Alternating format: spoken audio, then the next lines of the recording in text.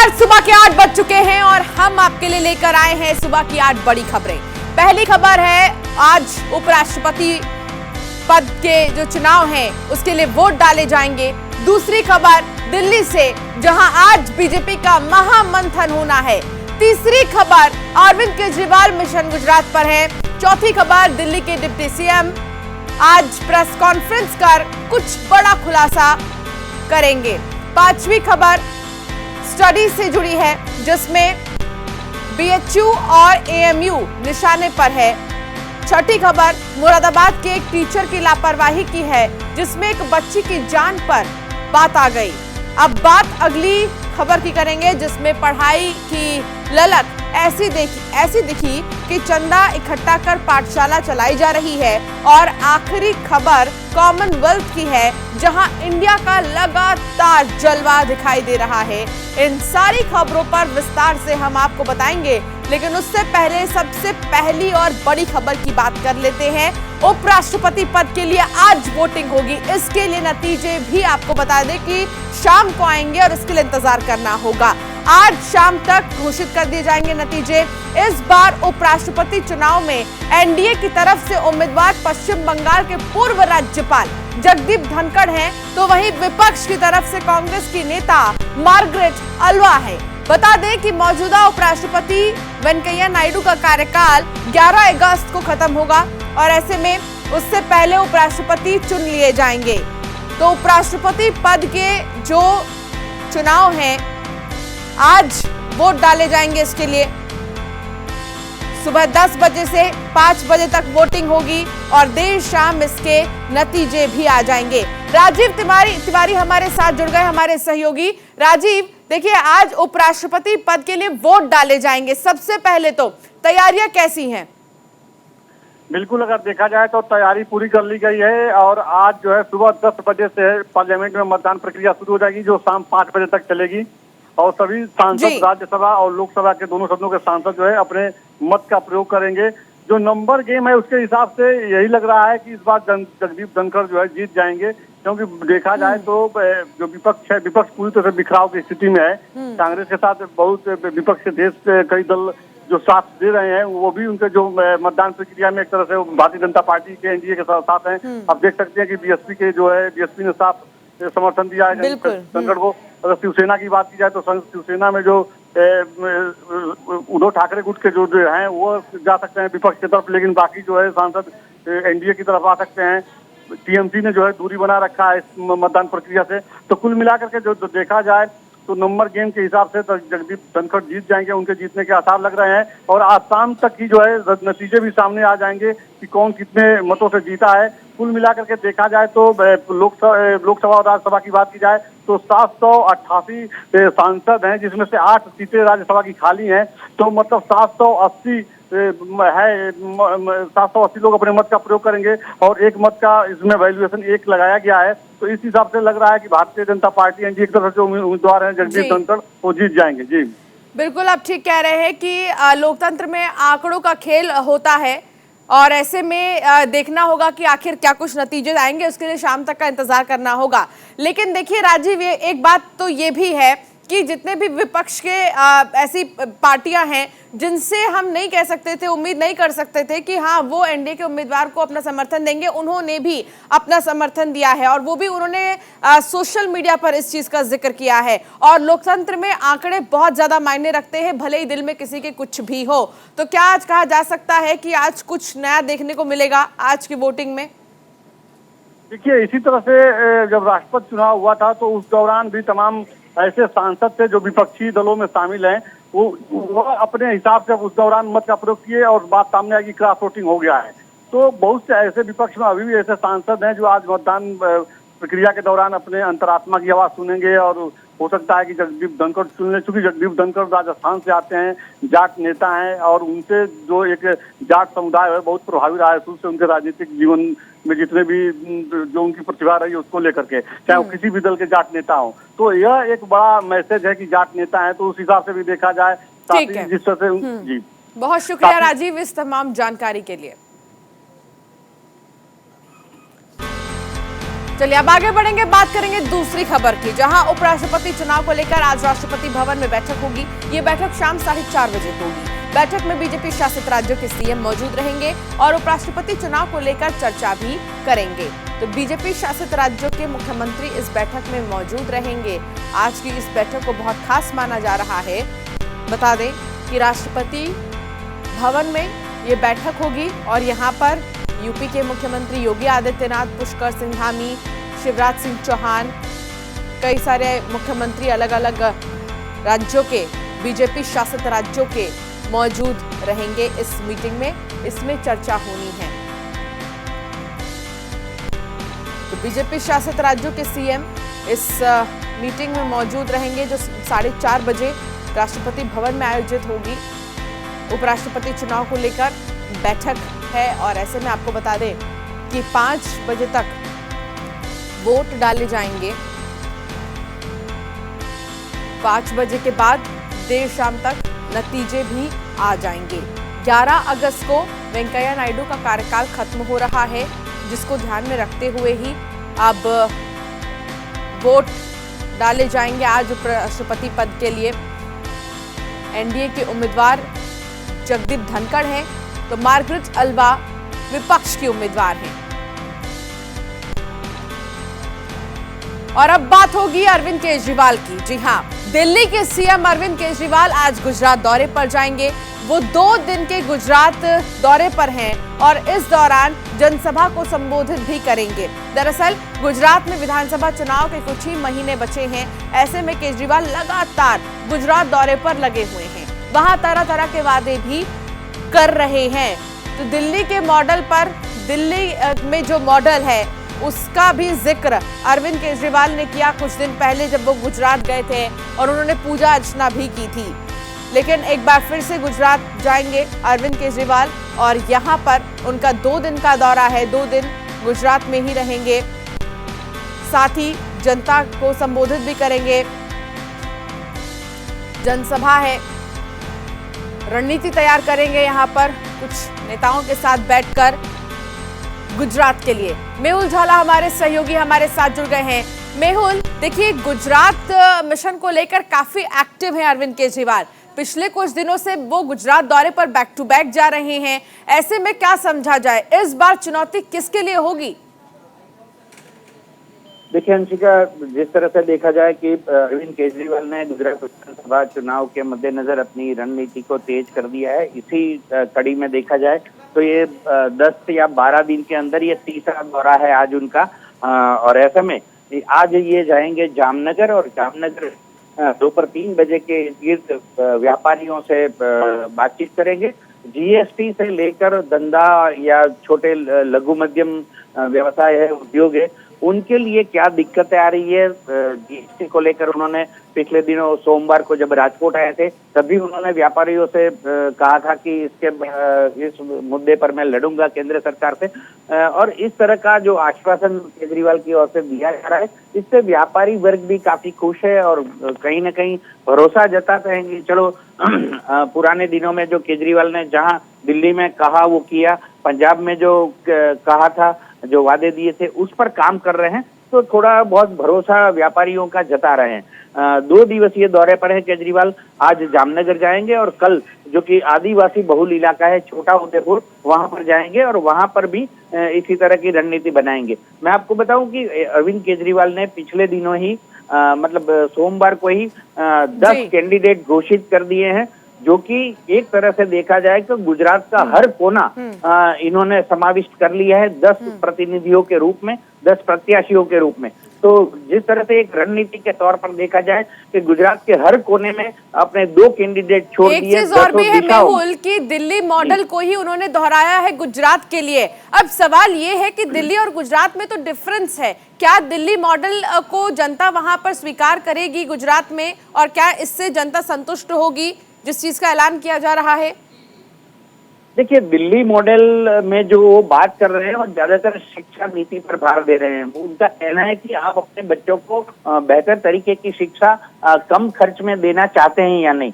तो इसी बात को लेकर चूंकि स्कूलों का प्राइवेटाइजेशन जो हुआ है, निजीकरण बड़े पैमाने पर उच्च अभ्यास का हुआ है, उसको लेकर केजरीवाल अपना पक्ष रख रहे हैं जनता के सामने।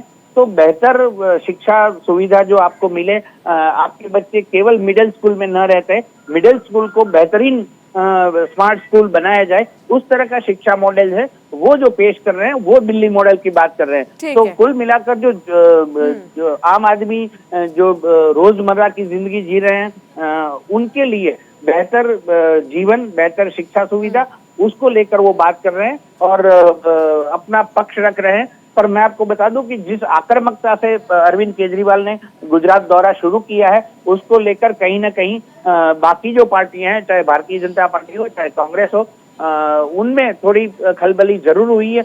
और मैं आपको बता दूं कि 15 अगस्त के बाद फिर से एक बार केजरीवाल वापस गुजरात आ सकते हैं, क्योंकि उनको 182 जो विधानसभा बैठकें हैं, उनको पूरी तरह से कवर करना है और आम आदमी तक उनकी बात या उनकी विचारधारा या उनका जो मॉडल है विधानसभा जीतने के पश्चात अगर उनकी सरकार बनती है तो वो क्या दे सकते हैं, उस पर पक्ष रखने के लिए वो लगातार दौरा कर रहे हैं।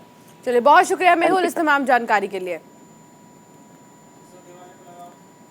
तो वही दिल्ली के डिप्टी सीएम मनीष सिसोदिया ने ट्वीट किया है। उन्होंने ट्वीट कर कहा कि आज दोपहर 12 बजे प्रेस कॉन्फ्रेंस करूंगा और इस प्रेस कॉन्फ्रेंस में बड़ा खुलासा करूंगा। आपको बता दें कि कई मुद्दों पर केजरीवाल सरकार घिरती जा रही है। हाल ही में विरोध के बाद केजरीवाल सरकार को नई शराब नीति को वापस लेना पड़ा था। तो वहीं केजरीवाल सरकार भी कई मुद्दों को लेकर बीजेपी पर हमलावर है। लेकिन आज ये देखना होगा कि 12 बजे मनीष सिसोदिया क्या खुलासा करते हैं। 12 बजे प्रेस कॉन्फ्रेंस होगी मनीष सिसोदिया की। उन्होंने ट्वीट कर कहा है कि मैं एक बड़ा खुलासा करूंगा।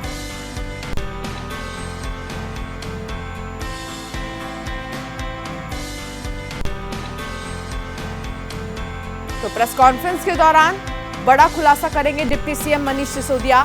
उन्होंने ट्वीट कर इस बात का जिक्र किया है कि 12 बजे जरूर प्रेस कॉन्फ्रेंस सुने उनकी, देखें, क्योंकि कुछ बड़ा खुलासा वो कर सकते हैं। अब सवाल ये है कि मुद्दे तो कई सारे हैं, किस मुद्दे को लेकर वो क्या कहने वाले हैं, इसके लिए थोड़ा सा और इंतजार करना होगा। तो डिप्टी सीएम मनीष सिसोदिया ने कहा कि वो कुछ खुलासा करेंगे प्रेस कॉन्फ्रेंस कर। अब शराब नीति को लेकर पिछले कुछ दिनों में विरोध किया गया, उसको वापस लेना पड़ा दिल्ली सरकार को। इसके अलावा और भी कई सारे ऐसे मुद्दे हैं। हालांकि कल ही जब अरविंद केजरीवाल ने प्रेस कॉन्फ्रेंस की तो उन्होंने तिरंगा अभियान को लेकर कहा कि तिरंगा अभियान को बढ़ावा दे दिल्ली की जनता, तिरंगा अभियान में बढ़ चढ़कर हिस्सा ले और कई लाख तिरंगे, कई हजार तिरंगे बांटे जाएंगे दिल्ली में। लेकिन मनीष सिसोदिया आज जो प्रेस कॉन्फ्रेंस करने वाले हैं, इसमें कुछ खुलासा होने वाला है और एक खुलासा किस चीज को लेकर होगा, इसके लिए और इंतजार करना होगा।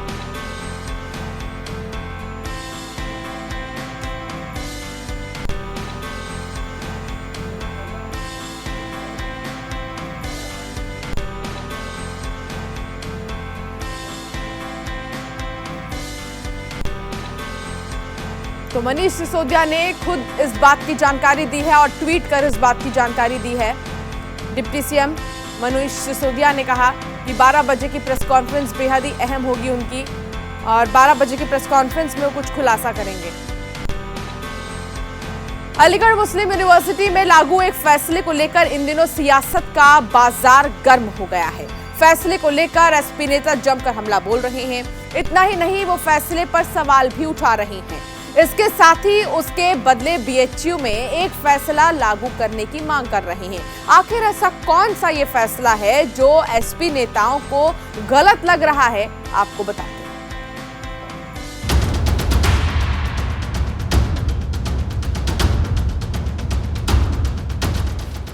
एएमयू में सनातन धर्म की पढ़ाई कराए जाने के फैसले को लेकर अब सियासत शुरू हो गई है। जूना अखाड़ा महामंडलेश्वर के यूनिवर्सिटी की मांग के बाद संभल के एसपी सांसद शफीकुर रहमान बर्क के पौत्र और कुंदरकी से एसपी विधायक जियाउर रहमान बर्क ने भी एक मांग रखी है। उन्होंने बनारस हिंदू यूनिवर्सिटी में इस्लामिक स्टडी यानी दीनी पढ़ाई शुरू करने की मांग की है। जियाउर रहमान बर्क ने कहा कि एएमयू से केवल अलीगढ़ ही नहीं बल्कि पूरे देश का नाम रोशन होता है ऐसे में एएमयू में सनातन धर्म की पढ़ाई लागू की गई है। ठीक उसी तरह से बनारस हिंदू यूनिवर्सिटी में भी इस्लामिक पढ़ाई का कोर्स होना चाहिए। इसमें वहाँ के लोगों को भी इस्लाम के बारे में जानकारी मिल सके। तुम्हें करना है, अगर कुछ करना चाहते हो तो एक अलग से यूनिवर्सिटी दो और कौम को, आवाम को, देश को अलग से यूनिवर्सिटी दो मेहनत कर करके। तुम ये जो यूनिवर्सिटी बनाई हुई है ये किसी के रहम करम पे यूनिवर्सिटी नहीं बनी। ये अलीगढ़ मुस्लिम यूनिवर्सिटी के जो संस्थापक थे हमारे सर सैयद अहमद खान साहब ने, उन्होंने अपनी दिन रात एक कर करके, खून पसीने एक करके, जो मेहनत और मशक्क़त के बाद में उस वक्त, जिस वक्त एजुकेशन को कोई ख़ास तवज्जो नहीं दी जाती थी, उन्होंने उस वक्त इस यूनिवर्सिटी को खड़ा किया था। और उसकी उन्होंने अगर मेहनत से यूनिवर्सिटी बनाई है तो आप कौन होते हो कि उस यूनिवर्सिटी के नाम को बदलने वाले। इसके साथ ही एसपी विधायक ने महामंडलेश्वर के एएमयू का नाम बदलने वाली मांग पर कहा कि ये लोग इस तरीके की मांग के अलावा और कर भी क्या सकते हैं। उन्होंने कहा कि ये यूनिवर्सिटी किसी के रहमो करम पर नहीं, बल्कि एएमयू के संस्थापक ने दिन रात एक करके यूनिवर्सिटी को खड़ा किया था। इसलिए जब उन्होंने मेहनत से इसको बनाया है तो इसको इसका नाम बदलने का क्या अधिकार है। अगर हिम्मत है तो कौम के लिए दूसरी यूनिवर्सिटी बना कर दी जाए। अरे मुसलमानों से क्या आप क्या चाहते हो? मुसलमानों ने भी इस देश के लिए कुर्बानी दी है। हज़ारों लाखों की तादाद में लोग शहीद हुए हैं। जब देश आज़ाद हुआ था उस वक्त मुसलमानों की कुर्बानी किसी से कम नहीं है। अगर मुसलमानों ने कुर्बानी दी है, अगर उस वक्त मुसलमान साथ नहीं देते तो ये हिंदुस्तान कभी आज़ाद नहीं हो सकता था। आज जितनी मोहब्बत तुम देश से करते हो उससे ज़्यादा मोहब्बत हमें अपने देश से है। उसी तरह से जितना अधिकार तुम्हारा देश पर है उतना ही अधिकार हमारा भी इस हिंदुस्तान के ऊपर, इस हमारे देश के ऊपर है। फिलहाल एएमयू में लागू फैसले के बाद अब सियासत का बाजार तो गर्म हो ही गया है, लेकिन अब देखना ये होगा कि एसपी विधायक जियाउर रहमान बर्ग की ये मांग मानी जाती है या नहीं। Bureau report, news India. UP के मुरादाबाद जिले के कुंदरकी ब्लॉक के गांव गुर्रे में शुक्रवार को उस समय हड़कंप मच गया जब एक प्राथमिक विद्यालय में शिक्षकों की लापरवाही सामने आई। दरअसल क्लास में एक बच्ची सो रही थी जिसका शिक्षकों ने ध्यान नहीं दिया और उसे क्लासरूम में ही बंद कर दिया, जिसका रो रो कर बुरा हाल हो गया। बाद में जब कहीं पता चला तो स्कूल प्रिंसिपल को बुलाकर ताला खुलवाया गया और बच्ची को बाहर निकाला गया। वहीं इस घटना का किसी ने वीडियो बना लिया और सोशल मीडिया पर वायरल कर दिया। तो ये स्कूल आप देखेंगे, इस स्कूल में, इस क्लासरूम में जब सारे ही बच्चे निकल रहे थे, एक बच्ची सो रही थी लेकिन उस पर किसी का ध्यान नहीं गया। स्कूल में हो ये देखो, सरकारी स्कूल में छुट्टी हुई और बच्चों को बंद कर गई मैडम है की। ये गुरेर की वीडियो। हेलो, चुप जा बेटा, चुप जा। अभी खुला है, अभी खुलो, बुलाएंगे बोले तो ये बच्चा रोता रोता परेशान है। रो मत। ये देखिए गुरेर का सरकारी स्कूल है और ये ताला लगा के चले गए सब बच्ची बंद करके।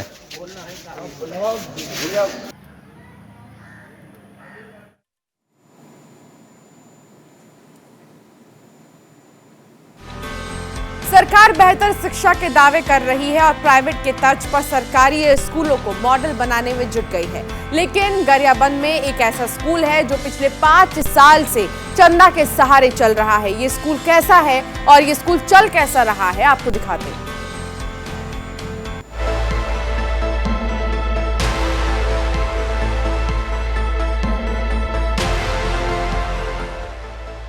सरकार एक तरफ जहां सर्व शिक्षा अभियान, सब पढ़े सब बढ़े का नारा देती है, लेकिन गरियाबंद का एक ऐसा गांव भी है जहां सरकारी स्कूल का नामो निशान तक नहीं है, जिससे सरकारी दावों की पोल खुलती दिखाई दे रही है।